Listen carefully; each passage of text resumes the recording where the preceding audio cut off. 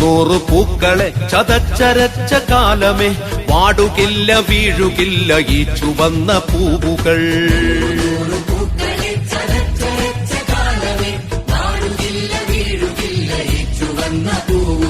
ഈ ചുവന്ന പൂവുകൾ ചുവപ്പണിഞ്ഞതെങ്ങിനെ, മാറിടം പിളർക്കെ അമ്മമാർ കരഞ്ഞതെന്തിനാ?